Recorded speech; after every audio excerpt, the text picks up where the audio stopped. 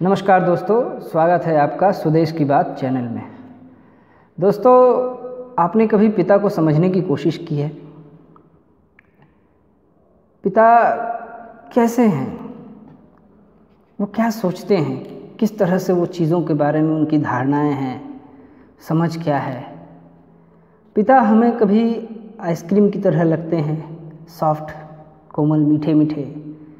कभी जो है वो बिल्कुल अक्खड़ बर्ताव करने लगते हैं। कभी लगता है एक बहुत ही ज़िद्दी बच्चा उनके भीतर है। कभी लगता है कि एक आत्माभिमानी व्यक्ति जो है उनके भीतर समाया है। कभी पिता जो है साक्षात ईश्वर के रूप में दिखाई पड़ते हैं। कभी लगता है जैसे उनके भीतर समाज घुस गया है, समाज उन्हें संचालित करता है। पिता को लेकर के कई सारी बातें हैं।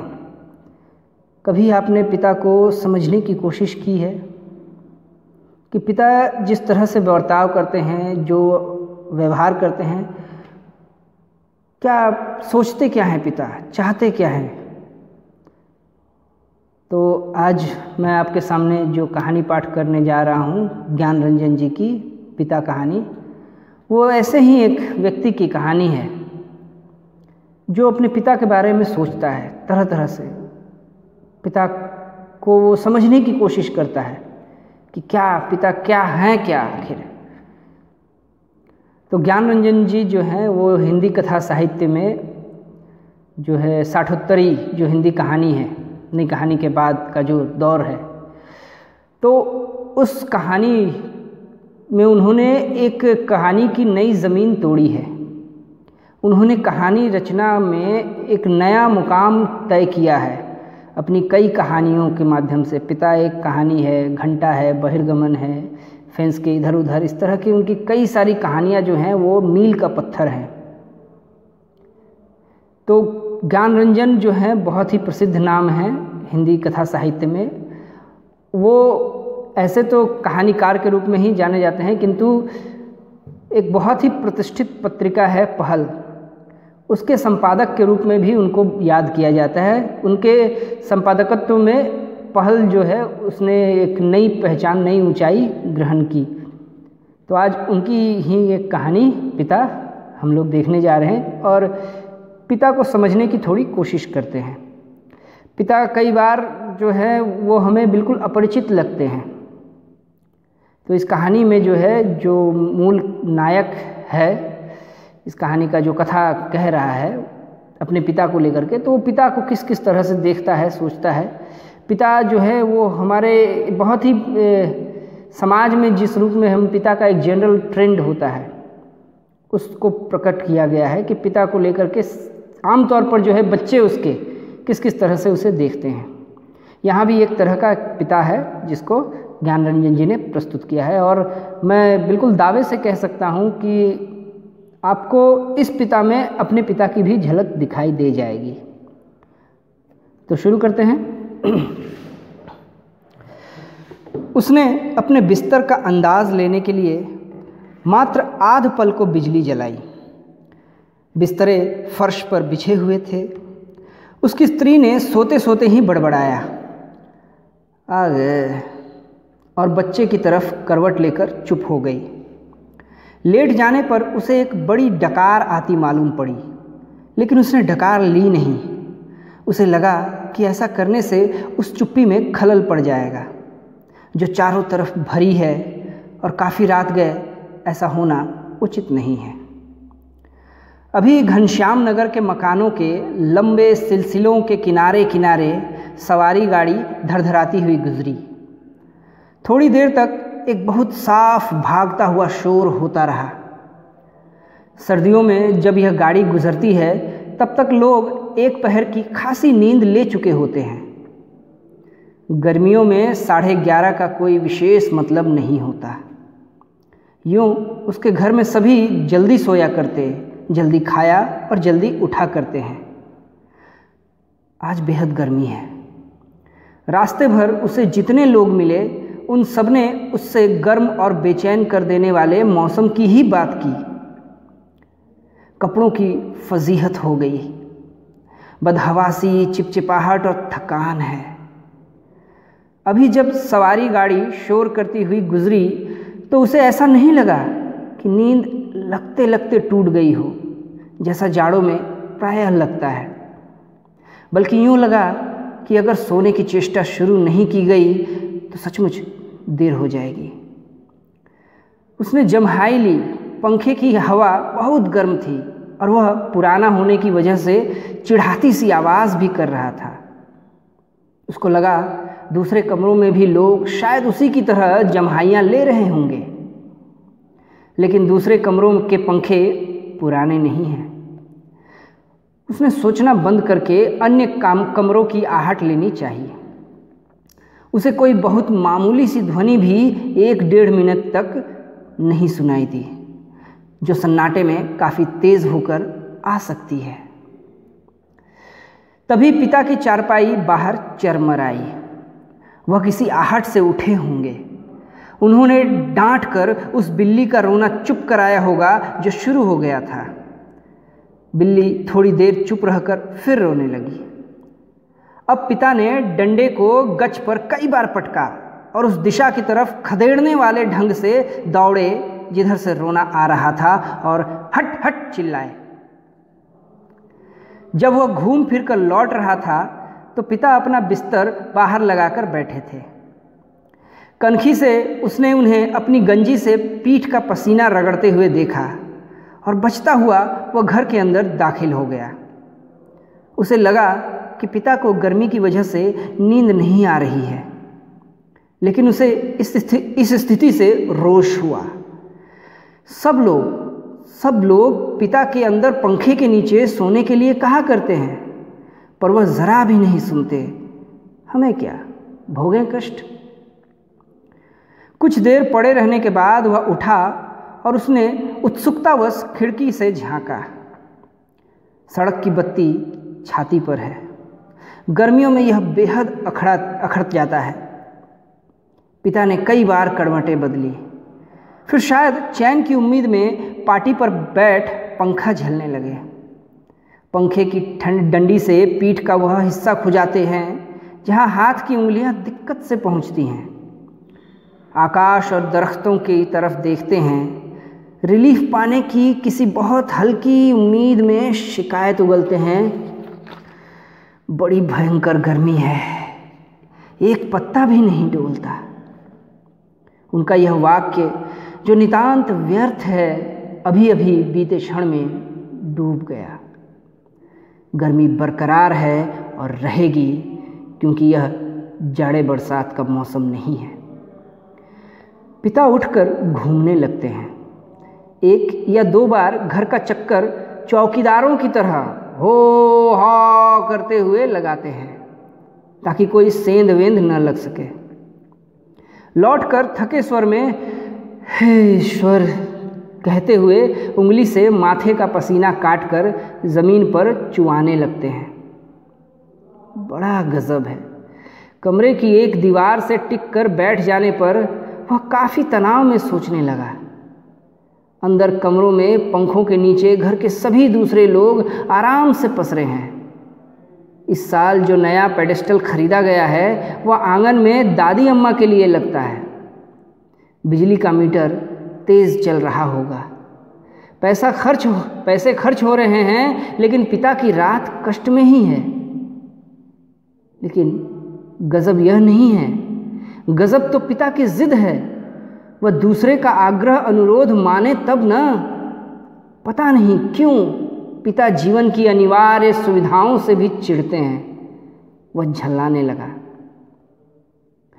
चौक से आते वक्त 4 आने की जगह 3 आने और 3 आने में तैयार होने पर 2 आने में चलने वाले रिक्शे के लिए पिता घंटे घंटे खड़े रहेंगे। धीरे धीरे सबके लिए सुविधाएं जुटाते रहेंगे, लेकिन खुद उसमें नहीं या कम से कम शामिल होंगे। पहले लोग उनकी काफ़ी चिरौरी किया करते थे, चिरौरी यानी रिक्वेस्ट। अब लोग हार गए हैं, जानने लगे हैं कि पिता के आगे किसी की नहीं चलेगी। आज तक किसी ने पिता को वाश बेसिन में मुंह हाथ धोते नहीं देखा। बाहर जाकर बगिया वाले नल पर ही कुल्ला दातून करते हैं। दादा भाई ने अपनी पहली तनख्वाह में गुसलखाने यानी बाथरूम में उत्साह के साथ एक खूबसूरत शावर लगवाया, लेकिन पिता को अरसे से हम सब आंगन में धोती को लंगोट की तरह बांधकर तेल चुपड़े बदन पर बाल्टी बाल्टी पानी डालते देखते आ रहे हैं। खुले में स्नान करेंगे, जनेऊ से छाती और पीठ का मैल काटेंगे। शुरू में दादा भाई ने सोचा पिता उसके द्वारा शावर लगवाने से बहुत खुश होंगे और उन्हें नई चीज़ का उत्साह होगा। पिता ने जब कोई उत्साह प्रकट न किया तो दादा भाई मन ही मन काफ़ी निराश हुए। एक दो बार उन्होंने हिम्मत करके कहा भी, आप अंदर आराम से क्यों नहीं नहाते? तब भी पिता आसानी से उसे टाल गए। लड़कों द्वारा बाजार से लाई बिस्किटें, महंगे फल पिता कुछ भी नहीं लेते। कभी लेते भी तो बहुत नाक भौं सिकोड़ कर, उसके बेस्वाद होने की बात पर शुरू में ही जोर दे देते हुए। अपनी अमावट, गजक और दाल रोटी के अलावा दूसरों द्वारा लाई चीज़ों की श्रेष्ठता से वो कभी प्रभावित नहीं होते। वह अपना हाथ पांव जानते हैं, अपना अर्जन, और उसी में उन्हें संतोष है। वे पुत्र जो पिता के लिए कुल्लू का सेब मंगाने और दिल्ली एम्पोरियम से बढ़िया धोती मंगाकर उन्हें पहनवाने का उत्साह रखते थे, अब तेज़ी से पिता विरोधी होते जा रहे हैं। सुखी बच्चे भी अब गाहे बगाहे मुंह खोलते हैं और क्रोध उगल देते हैं। लद लद लद लद बाहर आम के 2 सीकरों के लगभग एक साथ गिरने की आवाज़ आई। वह जानता है पिता आवाज़ से स्थान साधने की कोशिश करेंगे। टटोलते टटोलते अंधेरे में आम खोजेंगे और एक खाली गमले में इकट्ठा करते जाएंगे। शायद ही रात में 1-2 आम उसके चूक जाते हैं, ढूंढने पर नहीं मिलते, जिनको सुबह पा जाने के संबंध में उन्हें रात भर संदेह होता रहेगा। दीवार से काफ़ी देर एक ही तरह टिके रहने से उसकी पीठ दुखने लगी थी। नीचे रीढ़ के कमर वाले हिस्से में रक्त की चेतना बहुत कम हो गई। उसने मुद्रा बदली। बाहर पिता ने फाटक खोलकर सड़क पर लड़ते चिचियाते कुत्तों को हड़काया। उसे यहाँ बहुत खीज हुई। कई बार कहा, मोहल्ले में हम लोगों का सम्मान है, 4 भले लोग आया जाया करते हैं, आपको अंदर सोना चाहिए, ढंग के कपड़े पहनने चाहिए, और चौकीदारों की तरह रात को पहरा देना बहुत ही भद्दा लगता है। लेकिन पिता की अड़ में कभी कोई झोल नहीं आया। उल्टा सीधा पता नहीं कहाँ किस दर्जी से कुर्ता कमीज सिलवा लेते हैं। टेढ़ी जेब, सदरी के बटन ऊपर नीचे लगा सभा सोसाइटी में चले जाएंगे। घर भर को बुरा लगता है। लोगों के बोलने पर पिता कह देते हैं, आप लोग जाइए ना भाई, कॉफ़ी हाउस में बैठिए, झूठी वैनिटी के लिए ब्योरे को टिप दीजिए, रहमान के यहाँ 1.5 रुपये वाला बाल कटवाइए, मुझे क्यों घसीटते हैं। लोगों का बोलना चुटकी भर में धरा रह जाता था। पिता वैसे तो चुप रहते हैं, लेकिन जब बात बहस में उन्हें खींचा जाता है तो काफ़ी करारी और हिंसात्मक बात कह जाते हैं। उल्टे उन्हें घेरने वाले हम भाई बहन अपराधी बन जाते हैं। कमरे से पहले एक भाई खिसकेगा, फिर दूसरा, फिर बहन और फिर तीसरा। चुपचाप सब खींचे हारे खिसकते रहेंगे। अंदर फिर माँ जाएंगी और पिता। विजयी पिता कमरे में गीता पढ़ने लगेंगे या झोला लेकर बाजार सौदा लेने चल देंगे। होता हमेशा यही है। सब मन में तय करते हैं आगे से पिता को नहीं घेरेंगे, लेकिन थोड़ा समय गुजरने के बाद फिर लोगों का मन पिता के लिए उमड़ने लगता है। लोग मौका ढूंढने लगते हैं पिता को किसी प्रकार अपने साथ सुविधाओं में थोड़ा बहुत शामिल कर सकें, पर ऐसा नहीं हो पाता। वह सोचने लगा, भूखे के सामने खाते समय होने वाली व्यथा सरीखी किसी स्थिति में हम रहा करते हैं। यद्यपि अपना खाना हम कभी स्थगित नहीं करते, फिर भी पिता की असंपृक्ति के कारण व्याकुल और अधीर तो होते ही हैं।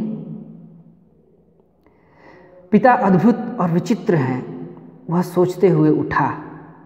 कमरे में घूमने या सिगरेट पी सकने की सुविधा नहीं थी, अन्यथा वह वैसा ही करता।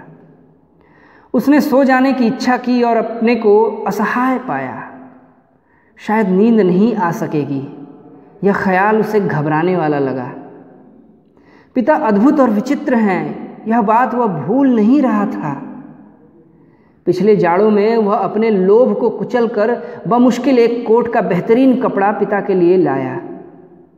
पहले तो वह उसे लेने को तैयार नहीं हुए, लेकिन माँ के काफ़ी घुड़कने फुड़कने से राज़ी हो गए और उसी खुलदाबाद के किसी लपटू मुल्ला दर्जी के यहाँ सिलाने चल दिए। सुधीर ने कहा, कपड़ा कीमती है, चलिए एक अच्छी जगह मैं आपका नाप दिलवा दूँ। वह ठीक सिएगा, मेरा परिचित भी है। इस बात पर पिता ने काफ़ी हिकारत उगली। वह चिढ़ उठे, मैं सबको जानता हूँ, वही म्युनिसिपल मार्केट के छोटे मोटे दर्जियों से काम कराते और अपना लेबल लगा लेते हैं।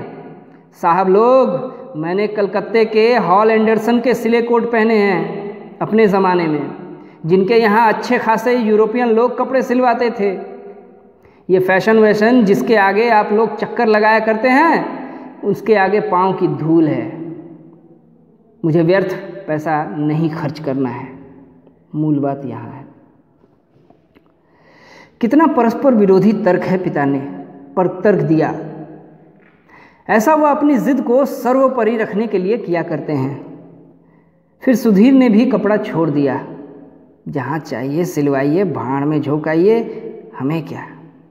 वह धीमे धीमे बुदबुदाया। पिता बाहर अकबका कर उठ पड़े। शायद थोड़ी देर पहले जो आम बगीचे में गिरा था, उसकी आवाज़ जैसे अब सुनाई पड़ी है। वह खिड़की के बाहर देखने लगा। किंचित टिका टिका सा, पीठ के पसीने से बनियाइन चिपक गई थी।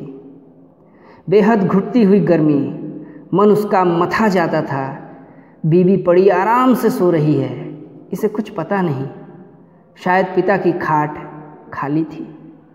वह गिरा आम टटोलने के लिए बगिया में घुसे होंगे। पिता कितने विचित्र हैं। लंबे समय से वह केवल 2 ही ग्रंथ पढ़ते आ रहे हैं, यंत्रवत नियमवत, रामायण और गीता। लंबे 35 वर्षों तक अखंड केवल रामायण और गीता। उसके पहले युवा काल में जो कुछ जितना कुछ पढ़ा हो उन्होंने, उसे कभी भयावह, कभी सम्मानजनक और कभी झूठ लगता। यह देख सोचकर कि कोई व्यक्ति केवल 2 ही पुस्तकों में जिंदगी के 35 वर्ष काट सकता है, और कैसे काट लेता है। तभी उसका बच्चा कुनमुना कर रोने लगा। उसने तपाक से खिड़की छोड़ी और अपने बिस्तर पर झूठ मूठ सो गया। ऐसा न हो कि देवा बच्चे के रोने से उठ पड़े और उसे संदिग्धावस्था में, यानी डाउटफुल कंडीशन में देख बहुत से बेकार प्रश्नों का करके हलकान करना शुरू कर दे। वो इस स्थिति से बचना चाहता था। देवा बच्चे के मुंह में स्तन दे पहले ही सी बेखबर सो गई। वह खुद बिस्तरे पर सोता मालूम पड़कर भी जागता रहा। स्तन चूसने की चप चप आवाज़ आती रही और थोड़ी देर बाद बंद हो गई। उसने तय किया कि वह देवा के बारे में ही कुछ सोचे अथवा उसके शरीर को छूता रहे। उसने देवा के कूल्हे पर हाथ रख दिया, लेकिन उसे तनिक भी उत्तेजना अपने अंदर महसूस नहीं हुई। उसने थोड़ी देर उत्तेजना की प्रतीक्षा की। अपनी इस हरकत से उसे ऊब होने लगी और मन भी लांछित करने लगा। बाहर पिता सो या जाग रहे हैं, जैसे भी हो, जैसा भी हो, वह बड़े ज़बरदस्त हैं। इस समय बाहर रहकर बाहरी होते जा रहे हैं। घर के अंदरूनी हिस्सों में लोग आराम से या कम आराम से किसी तरह सो तो गए ही होंगे। वह विषादग्रस्त हुआ और अनुभव करने लगा, हमारे समाज में बड़े बूढ़े लोग जैसे बहू बेटियों के निजी जीवन को स्वच्छंद रहने देने के लिए अपनी अधिकांश समय बाहर व्यतीत किया करते हैं। क्या पिता ने भी वैसा ही करना तो शुरू नहीं कर दिया है? उसे पिता के बूढ़ेपन का ख्याल आने पर सिहरन हुई। फिर उसने दृढ़ता से सोचा, पिता अभी बूढ़े नहीं हुए हैं, उन्हें प्रतिक्षण हमारे साथ जीवित रहना चाहिए। भरसक पुरानी जीवन व्यवस्था कितनी कठोर थी। उसके मस्तिष्क में एक भिचाव आ गया। विषाद सर्वोपरि था। उसे आंखों में हल्का जलन लगने लगा। अगर कोई शीत युद्ध न होता पिता और पुत्र के बीच तो वह उन्हें जबरन पंखे के नीचे लाकर सुला देता। जी हाँ, शीत युद्ध अक्सर पिता पुत्र में, जब पुत्र थोड़ा जवान हो जाता है और ख़ासकर जब वो कुछ थोड़ा कमाने लग जाता है, अर्जन करने लग जाता है, तो पिता और पुत्र में एक शीत युद्ध चलता है, कोल्ड वार। यानी उग्र रूप से कुछ नहीं होता, लेकिन एक स्वाभिमान कहें या अहंकार भाव जो है बीच में आ जाता है, जो ठीक तरह से न पुत्र को पिता से ठीक से पेश आने देता है, न पिता को पुत्र के साथ जो है प्रेम पूर्वक या फिर जो है अपने जो अधिकार हैं पिता पुत्र के उसको वो बरत पाए, उसका प्रयोग कर पाए, उस रूप में वो नहीं रह जाता चीज़। तो ये शीत युद्ध बहुत ही भयानक है। सिर्फ पिता पुत्र की ही बात नहीं है, किसी भी रिश्ते में कोई भी अगर संबंध हो, प्रेमपूर्ण संबंध, तो उसमें ये नहीं होना चाहिए। शीत युद्ध जितना हो सके उसको ख़त्म करना चाहिए। मूल जो युद्ध है वो युद्ध तो फिर भी ठीक है, लेकिन ये शीत युद्ध उससे भी ज़्यादा खतरनाक होता है, क्योंकि ये दूरियां बहुत ज़्यादा बढ़ा देता है। चलिए आगे देखते हैं। तो पंखे के नीचे लाकर अगर सुला देता अगर शीत युद्ध नहीं होता, लेकिन उसे लगा कि उसका युवापन एक प्रतिष्ठा की जिद कहीं चुराए बैठा है, तो उसके भीतर भी एक अहंकार भाव आ गया है। वह इस प्रतिष्ठा के आगे कभी बहुत कमज़ोर, कभी बहुत मजबूर हो जाता है और उसे भुगत भी रहा है। दरअसल उसका जी अक्सर चिल्ला उठने को हुआ है, पिता तुम हमारा निषेध करते हो, तुम ढोंगी हो, अहंकारी, ब्रज अहंकारी। लेकिन वह कभी चिल्लाया नहीं। उसका चिल्ला सकना मुमकिन भी नहीं था।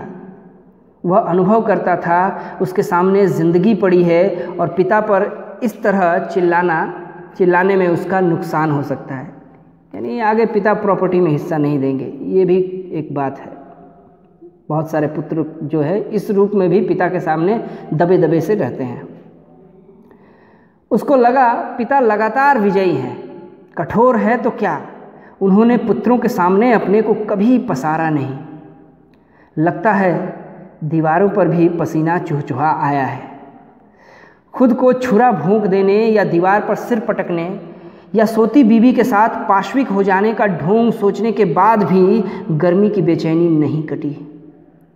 उसने ईश्वर को बुदबुदाना चाहा, यानी ईश्वर का स्मरण करना चाहा, लेकिन वैसा नहीं किया। केवल हल्के हल्के हाथ के पंजे से सिर के बालों को दबोच कर वह रह गया। मौसम की गर्मी से कहीं अधिक प्रबल पिता है। उसके सामने एक घटना मजबूती से टंग गई। उसने घटना को मन में दोहराया। वायुसेना में नौकरी करने वाला उसका कप्तान भाई बहन के यूनिवर्सिटी खर्च के लिए 2 वर्ष तक 50 रुपये महीना भेजता रहा था। एक बार अकस्मात कप्तान भाई होली अवकाश मनाने घर आ गया। पिता ने उसके हाथों में उसके नाम की 1200 रुपये वाली एक पासबुक थमा दी। यानी भाई ने पैसा भेजा, लेकिन पिता ने उस पैसे का उसमें बहन की पढ़ाई में नहीं उपयोग किया। वो अपने ही पैसे से पढ़ाते रहे उसको, और जब वो पुत्र आया तो उसके नाम पर ही वो पैसा जमा कराते थे। पुत्र को उसका पासबुक दे दिया, ये लो तुम्हारे पैसे। तो ये घटना है, घर में होती है, बहुत सारे घरों में है, मेरे भी घर में है। सबको यह बड़ा आकस्मिक लगा। कप्तान भाई को हैरत हुई और हल्की खुशी भी कि एकाएक काफ़ी रुपये मिल गए, लेकिन इस बात से उसे दुख और पराजय का भान भी हुआ। हम अक्सर पिता के सामने पराजित हो जाते हैं। उसने अपने को छोटा महसूस किया। 2 वर्ष तक बहन के लिए उसने जो थोड़ा बहुत किया वह सब एक पल में घटकर नगण्य हो गया, यानी शून्य। फिर भी वह अनुभव कर रहा था कप्तान भाई ज़्यादा सोचते नहीं, खिलाड़ी तबीयत के हैं, यानी कि यान की तरह चुटकी में धरती छोड़ देते हैं। कितने मस्त हैं कप्तान भाई। उसे लगा पिता एक बुलंद भीमकाय दरवाजे की तरह खड़े हैं, जिससे टकरा टकरा कर हम सब निहायत पिद्दी और दयनीय होते जा रहे हैं। इस घटना को याद करके और पिता के प्रति खिन्न हो जाने पर भी उसने चाहा कि वह खिड़की से पिता को अंदर आकर सो रहने के लिए आग्रहपूर्वक कहे, लेकिन वह ऐसा नहीं कर सका। कारण वही शीत युद्ध। वह असंतोष और सहानुभूति दोनों के बीच असंतुलित भटकता रहा। न लोको शेड से उठती इंजनों की शंटिंग, न कंक्रीट की ग्रैंड ट्रंक पर से होकर आती घुमनगंज की ओर इक्के दुक्के लौटते इक्कों के घोड़ों की टापें, झगड़ते कुत्तों की भौंक भौंक। बस कहीं उल्लू एक गति, एक वजन और विभत्सता में बोल रहा है। रात्रि में शहर का आभास कुछ पलों के लिए मर सा गया है। उसको उम्मीद हुई कि किसी भी समय दूर या पास से कोई आवाज़ अकस्मात उठ आएगी, घड़ी टनटना जाएगी, या किसी दौड़ती हुई ट्रक का तेज़ लंबा हॉर्न बज उठेगा और शहर का मरा हुआ आभास पुनः जीवित हो जाएगा। यानी शहर यानी शोर, यानी रात में देर रात के बाद शहर भी सो जाता है, बहुत हद तक, पूरा नहीं। पूरा शहर कभी नहीं सोता या मरता। बहुत से सोते हुए जान पड़ने वाले भी संक्षिप्त ध्वनियों के साथ या लगभग ध्वनिहीनता के बीच जगे होते हैं। रात काफ़ी बीत चुकी है और इस समय यह सब सोचना सिवाय सोने के कितना निरर्थक है। शायद पिता औंध गए हैं। करवट बदलने से उत्पन्न होने वाली खाट की चरमराहट, आम टटोलते समय सूखी अधसूखी पत्तियों के कुचलने की आवाज़, लाठी की पटक, मकान के फेरे के वक्त की खांस खखार, कुत्ते बिल्लियों का हड़काना, कुछ सुन नहीं पड़ रहा है। इस विचार से कि पिता सो गए होंगे उसे परम शांति मिली और लगा कि अब वह भी सो सकेगा। शीघ्र नींद के लिए उसने एक टकी बांधकर पंखे की तरफ देखना शुरू किया। गर्म हवा के बावजूद दिन भर की व्यर्थ थकान और सोच विचार से पस्त हो जाने की वजह से वह नींद में चित्त हो गया। थोड़े समय उपरांत वह एकाएक उचक कर उठ बैठा। उसने चारों तरफ कुछ देख पाने के लिए कुछ क्षणों तक गड़े हुए अंधेरे को घूरा। हुआ यह कि उसे शरीर में एकाएक बहुत गर्मी सी लगी थी और अजीब सी सरसराहट हुई। शायद पसीने से भीगी टांग पत्नी के बदन से छू गई थी। मुंह में बुरा सा स्वाद भराया था। किसी बुरी बीमारी के कारण अक्सर ऐसा हो जाया करता है। उठकर उसने 2-3 कुल्ले किए और ढेर सारा ठंडा पानी पिया। इतना सब कुछ वह अधनींदी में करता रहा। आंगन से पानी पीकर लौटते समय उसने इत्मीनान के लिए खिड़की के बाहर देखा। अब तक नींद जो थोड़ी बहुत थी काफुर हो गई। पिता सो नहीं गए हैं अथवा कुछ सोकर पुनः जागे हुए हैं, पता नहीं। अभी ही उन्होंने हे राम तू ही सहारा है कहकर जम्हाई ली। ऐसा उन्होंने कोई दबाकर नहीं किया, रात के लिहाज से काफ़ी शोर उठाते हुए कहा।